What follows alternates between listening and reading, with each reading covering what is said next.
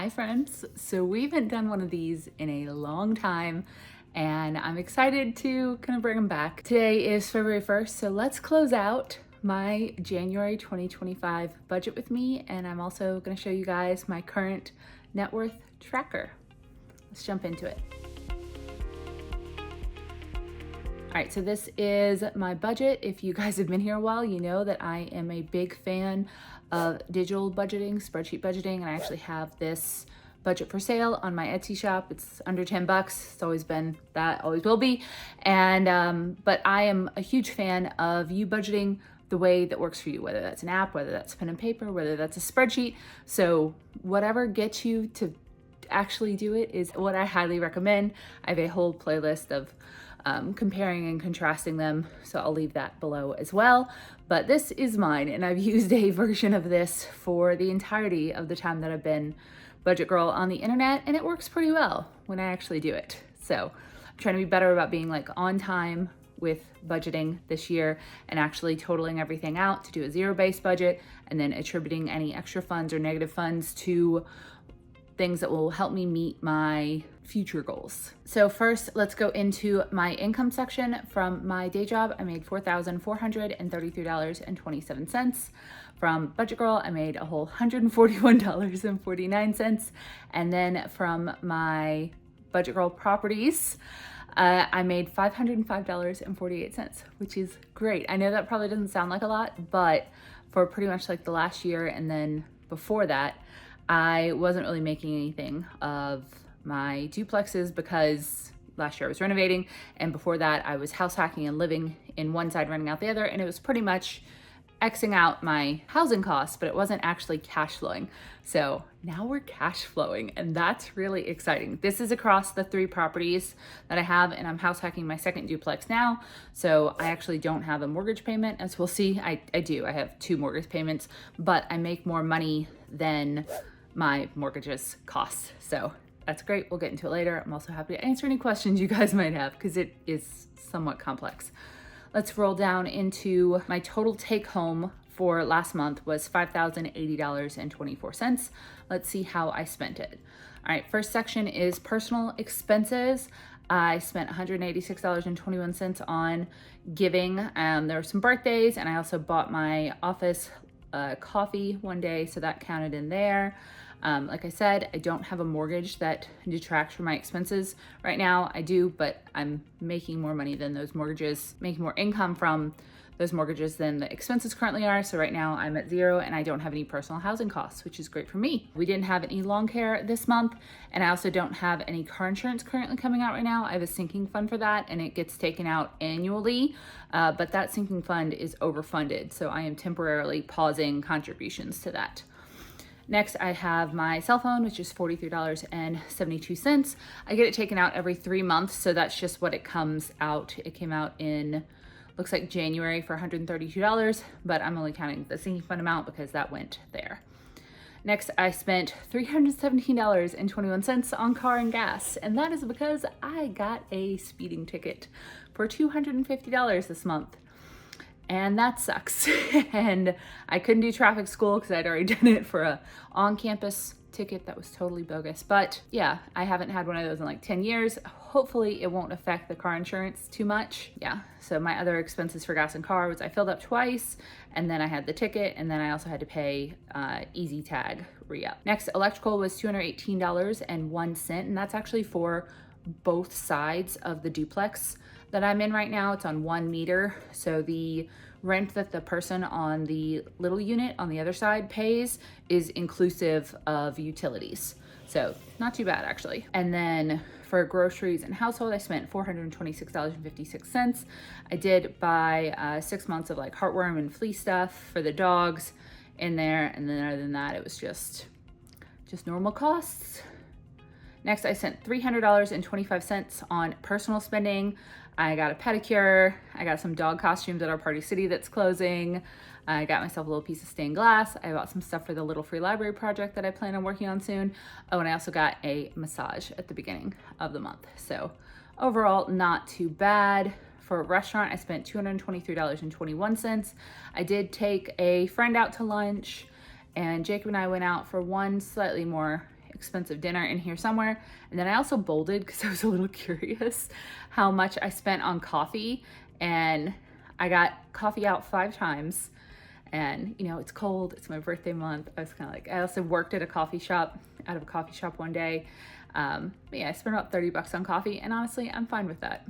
About once a week or so. Next, I spent $174.79 on clothing. I bought a robe, I got a ring resize, I got a $9 secondhand shirt, and then I also spent $90 on a Nuuly clothing subscription service. I'm considering doing a video on it. Please let me know if you want me to. It's the type of thing that normally I'd be like, no, don't pay to rent clothes. But under some circumstances, I'm kind of liking it. I don't know. I just got it. I'm just working on it. It is also making me tempted to potentially buy like a $100 sweater. Pros and cons. I don't know. But I figured I would try it for my birthday month, specifically because I wanted to get a nice dress that I didn't have to own to go out to a little dinner party. Next, $43 for gas, $13 for my Kindle Unlimited, $2 for Apple storage, and $196 for miscellaneous, and then $51 for internet. Miscellaneous over here is just a doctor copay, a prescription, some supplements, and dog nail trims. And that totals out to $2,195.76, which is 62% of my expenses. The rest of my expenses are savings, which is $500 for like a future real estate, whatever, $100 towards a wedding fund that Jacob and I have been contributing to for most of last year. So it's $600 for savings, 20%, and then 16% for investments. And right now I'm only investing in real estate and my Roth IRA. So that $500 is an auto draft for that. My total expenses, inclusive of all of that, was $3,295.76, which unfortunately is a little bit over budget. However, we're gonna be okay. Let's roll down to my business income and expenses. Currently I have 2 businesses. One is Budget Girl, which was a negative this month, pretty significantly. I actually didn't even make enough to get paid out on YouTube. I did finally get a payout from my website, $125, and I made a couple bucks off of Etsy. And then for expenses, I've got my $300 editing service, and then I had a bunch of annual things that came up, like Calendly, Namecheap, etc. And then I also did a couple of giveaways over on Instagram because I had some friends that had new books come out and I wanted to help celebrate them. So I hosted some giveaways and I just paid for that. So my take home from Budget Girl is negative $548. We're gonna be okay, I promise. This is out of love, not for money, at least this month. I didn't do any brand deals or anything like that. I haven't done any of those lately, but maybe eventually. All right, so this looks new to you guys because it's changed since the last time that I showed you. So now I have 2 properties. So I've got duplex 1, and for that, that's the old duplex that you guys saw me in, the 3232. And right now it's fully rented out for $1,550 each side. And that's with lawn care included, but not electric or anything like that. They pay for that on their own. So the total that I bring in for that is $3,100. And my mortgage for that place is $2,513.65. So, and then for this place that I'm in now, I currently have the other side, which is a really nice 1-1 kind of more luxury unit. It's rented out with utilities and everything included for $1,350. And then on this side of the new duplex, Jacob is still paying me $700 for rent, and I am not paying anything. Rosy break. I also had to purchase a faucet protector for the other side of this unit because we had a freeze last month, and so that I can expense out, which is $36.79. And so my total income for the first property is $586, and the income for this property is negative $80, which is technically like my rent. But because these total out, my total for both duplexes, so 3 units, is $505 profit, which is very exciting. And now this doesn't count any like PITI. Technically I should be taking essentially a percentage of the cash flow from the other duplex and putting it into an account to pay for future repairs, maintenance issues, etc. But I do have a duplex emergency fund that I currently use for that. So I'm just taking this as cash flow. It makes sense for my budget. And that's just what I'm doing for now. If you think I'm being an idiot, feel free to tell me below. And then finally, we're totaling out the budget at the bottom.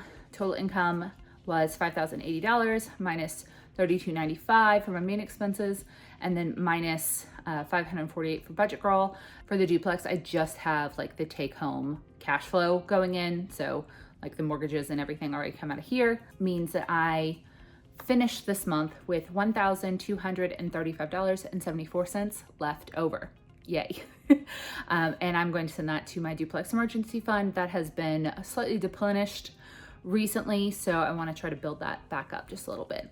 Now let's roll over to my net worth spreadsheet, which I'm really happy to have back, because even when you have like a bad month, it's nice to see kind of the forest through the trees, how you're doing overall as a financial picture, not just like I overspent on groceries or restaurant or whatever, and you can get really down on yourself for that, or at least I have previously. Even though I had $1,000 left over last month, which is great. That's yay, we can save that. So here is my net worth tracker. This is also available in my Etsy shop. And this is where I put in all of my assets and liabilities, and that totals out to equal your net worth. And I have a goal of hitting 300K net worth this year. So I think we're gonna get there. So the first column of this has my like January 1 start numbers, and then I just logged my end of January numbers today, February 1. So right now I've got $6,000 in my checking account. Both my mortgages are about to come out of the duplex checking account, which has $7,500 in it. So my paycheck just deposited for February. So the numbers they flex day to day, but right now I have about $13,870 in my two cash accounts, in my emergency fund, which I've also combined with my future real estate investing savings, because this is a high yield savings account and it's where I'm gonna make the most money off of this money just sitting there. Has $38,824 in it. I kind of mentally keep about 20 grand of that marked for emergencies, and the rest is real estate, but you can always rob from yourself if an opportunity were to arise. I wouldn't want that to ever get too low. I also have a duplex emergency fund, which is specifically for property issues at the duplex. This also has people's deposits in it. So right now that has $3,000 in it. My short-term savings, which is like just little emergencies, has $2,000 in it, totaling about $43,883 in cash. As you could see from my first thing, I only spend about half of what my income is. And so I've been able to kind of become a super saver as somebody who came from a background with student loans and kind of living very on the edge with debt and paycheck to paycheck. It makes me feel very safe to have a lot of savings. I don't want to have to go into debt if something were to come up, and stuff has come up before. I've had to spend like 20 grand on a drainage system at the old duplex. All of a sudden, I spent like 60 grand on renovating this place. So having that savings there is important to me. It might not be as important to you. And I know a lot of like personal finance advisors would probably be like, no, put that money in the market, like make it make you money. And I just feel a little safer with it being easy access, but that's 100% on me. Maybe I'll become a little more risky as I age. I have no way to tell. Next, my sinking funds. I have $848 in a fund, and this is honestly just money that I have kind of found, or I have in a spot that if I find something that I really love and I don't want to take it out of my regular budget, that comes from there, and that makes me happy. It's a happy little fund. Next, car insurance fund is $3,657. As I said, it is a little overfunded right now, so I'm not currently contributing to it. And my wedding fund with Jacob has $2,120 in it. So $4,500 in sinking funds and about 48 grand in total savings. Total cash and savings is about 62 grand. Next, let's go to my retirement. I have teacher's retirement system, which currently has $33,441 in it.